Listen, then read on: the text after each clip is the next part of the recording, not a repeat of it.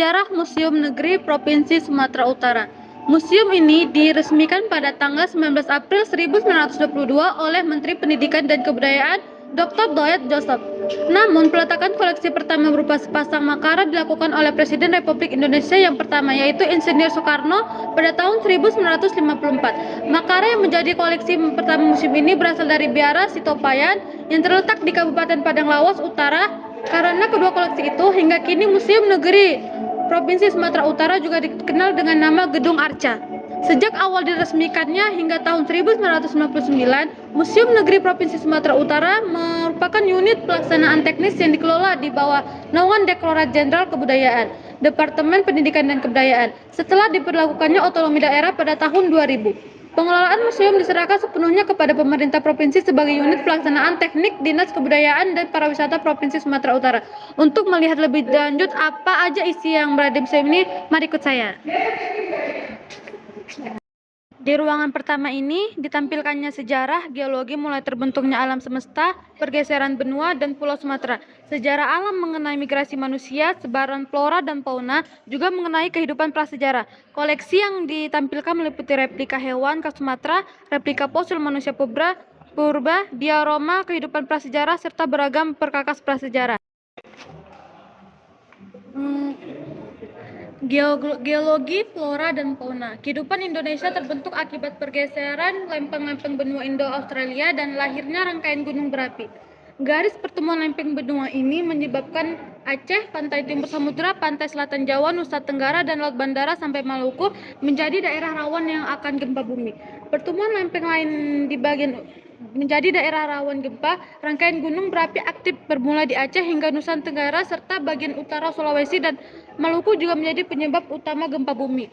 Gempa bumi akibat pergeseran lempeng benua dan letusan gunung berapi ini merupakan faktor utama pembentukan geologi dan geografi Nusantara. Kemudian ada migrasi manusia dan fauna. Ketika benua Asia menyatu dengan pulau-pulau di Nusantara, manusia dan hewan bermigrasi secara bertahap ke selatan untuk mencari tempat yang lebih hangat di wilayah tropis, serta untuk menemukan tanah pertanian dan hutan sebagai tempat berburu yang lebih baik. Evolusi pada manusia purba ditandai oleh perkembangan volume otak yang berhubungan dengan kecerdasan dan tingkat kemajuan. Homo erectus memiliki volume otak antara 900 sampai 1000 cm3, sedangkan volume otak Homo sapiens atau manusia modern berkembang menjadi 1200 sampai 1400 cm3. Ciri-ciri lain adalah foramen magnum atau lubang pada tulang oksipital tengkorak tempat menyambungnya batang otak dan kordasi spinalis. Foramen magnum pada fosil lebih purba terletak agak di belakang, menandakan posisi tubuh yang agak bungkuk. Berikut adalah hewan-hewan endemik yang berada di Sumatera Utara. Ada beruang madu, terenggiling, binturung, ular sawah, biawak, elang Sumatera, dan harimau Sumatera. Berikut adalah fosil dari gajah Sumatera.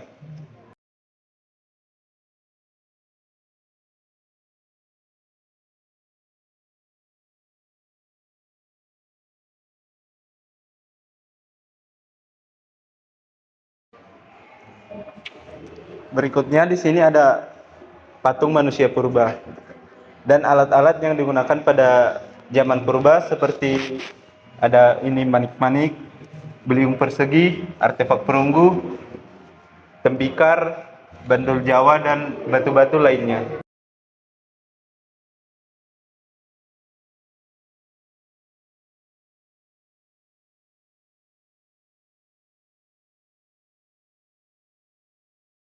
Di etalase ini kita dapat menemukan replika fosil-fosil manusia purba dari zaman ke zaman.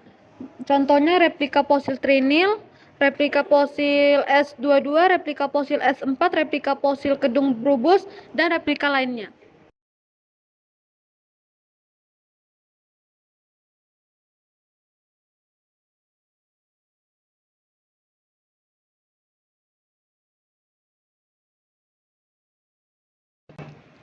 Dan di etalase berikutnya ini menggambarkan aktivitas manusia purba pada zaman dahulu yang telah mengalami perkembangan zaman.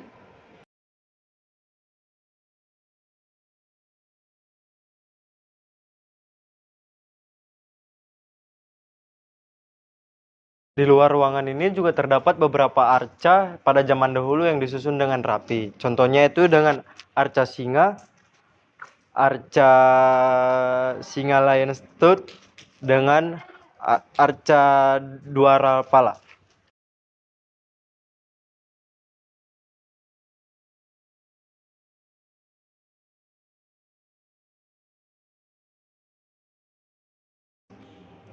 Berikut gambar tokoh para pejuang Sumatera Utara yang melakukan perlawanan pada masa penjajahan sebelum Indonesia merdeka.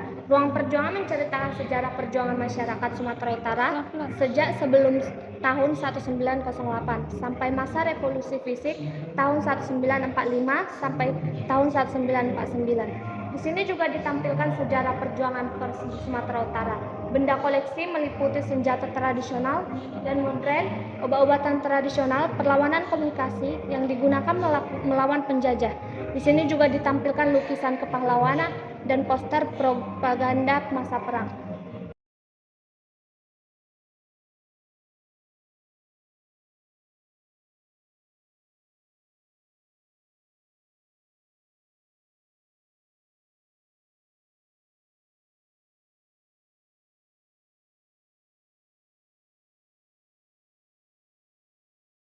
Di ruangan ini juga menampilkan alat tukar masyarakat Indonesia pada zaman dahulu.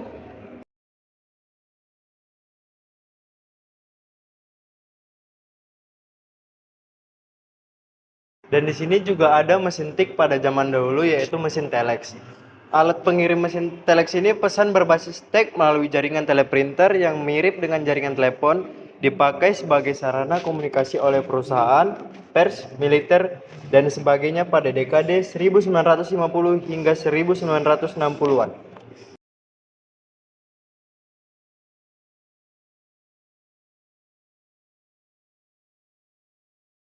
Berikut adalah obat-obatan yang digunakan pada masa penjajahan ketika Indonesia melawan penjajah.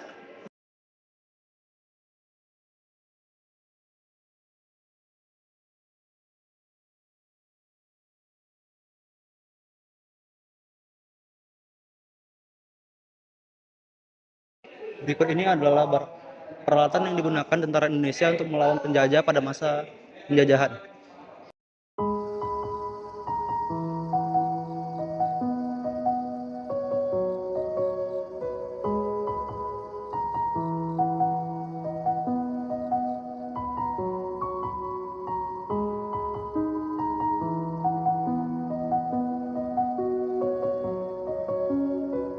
Contoh mesin tik yang dipakai kantor majalah Jermin Karno pada awal kemerdekaan. Dan ini adalah contoh kamera milik TVRI pada tahun 1970-an. Ini adalah contoh kamera film pada tahun 1978.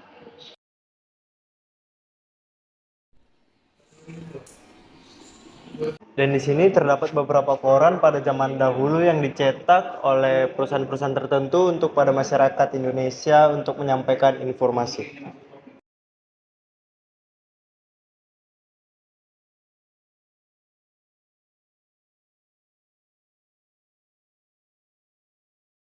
Dan berikut ini adalah tokoh-tokoh pers yang berperan dalam membuat surat kabar, merekam, dan membuat berita untuk Indonesia.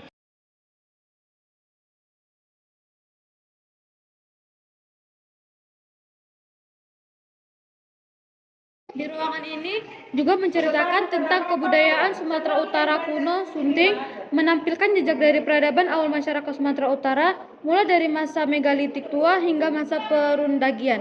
Koleksi yang ditampilkan meliputi temuan budaya megalit seperti peti mati dari batu sarkofagus, benda-benda religi berupa patung, batu dan kayu, tongkat perdukunan, wadah obat dari gading, serta koleksi naskah bahasa kuno yang ditulis pada kulit kayu yang disebut dengan pustaka lahat.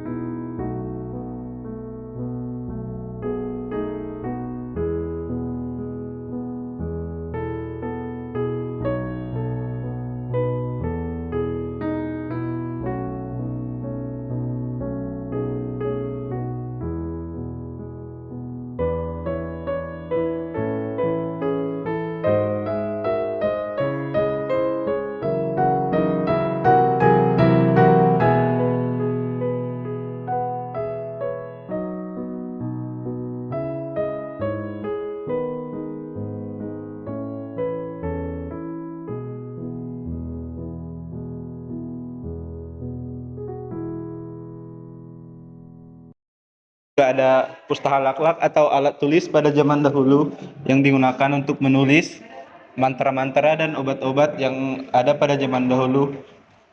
Nama dari alat tulis ini adalah pustaka laklak.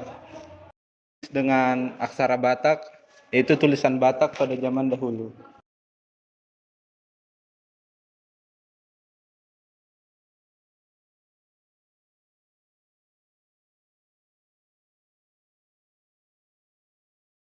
Di sini juga ada cerita masa kerajaan Hindu-Buddha. Peradaban Hindu-Buddha menyebar ke wilayah Indonesia sering dengan berkembangnya perniagaan Asia sekitar abad kedua Masehi.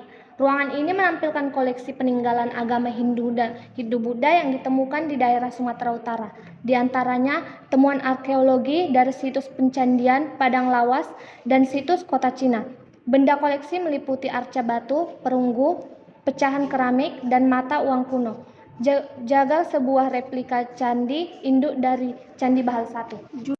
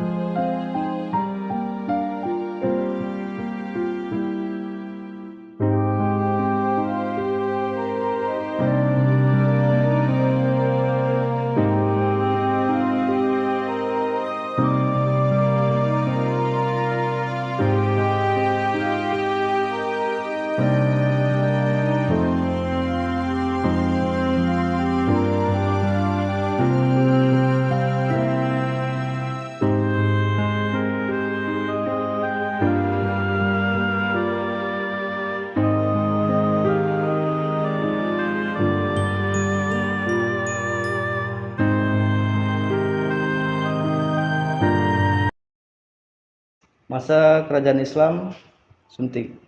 Ruang Islam menampilkan berbagai artefak peninggalan masa Islam seperti replika berbagai batu nisan dari makam Islam yang ditemukan di daerah Barus, Sumatera Utara. Serta nisan peninggalan Islam yang bercorak khas Batak, beberapa Al-Quran dan naskah Islam tertua yang ditulis dengan tangan, serta sebuah replika Masjid Azizi di Medan.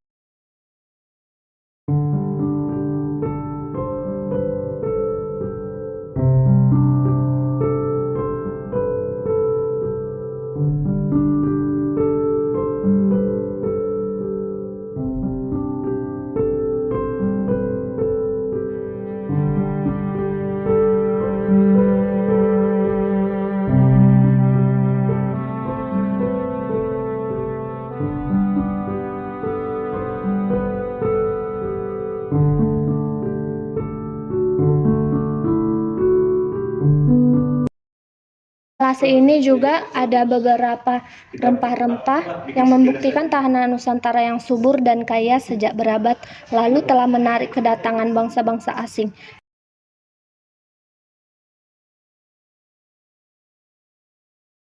Di etalase ini juga terdapat beberapa alat perkebunan yang digunakan masyarakat Indonesia pada zaman dahulu untuk mencari nafkah.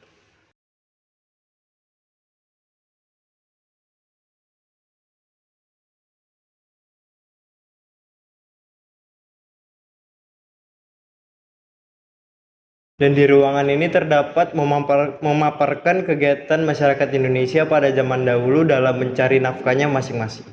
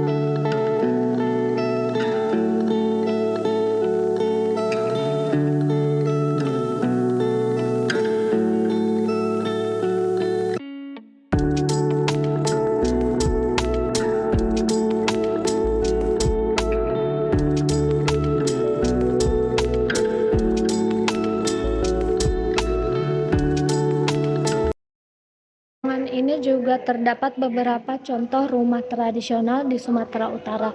Keragaman budaya di Sumatera Utara dapat dilihat dari bentuk-bentuk rumah tradisional. Setiap etnik menampilkan ciri khas masing-masing dalam karya arsitektur mereka. Rumah-rumah tradisional di Sumatera Utara adalah rumah panggung dan dibangun tanpa paku atau memakai pasak, dengan bahan-bahan alami seperti kayu, ijuk, dan daun nipah. Kini jumlah rumah-rumah tradisional sudah semakin berkurang, dan beberapa di antaranya mengalami perubahan dalam hal bahan, seperti atap yang diganti dengan seng. Beberapa bangunan masih bisa kita lihat di sejumlah daerah, seperti rumah tradisional Melayu di Medan, Deli Serdang, Serdang Bedagai, Labuhan Batu, Langkat, Binjai, dan Asahan.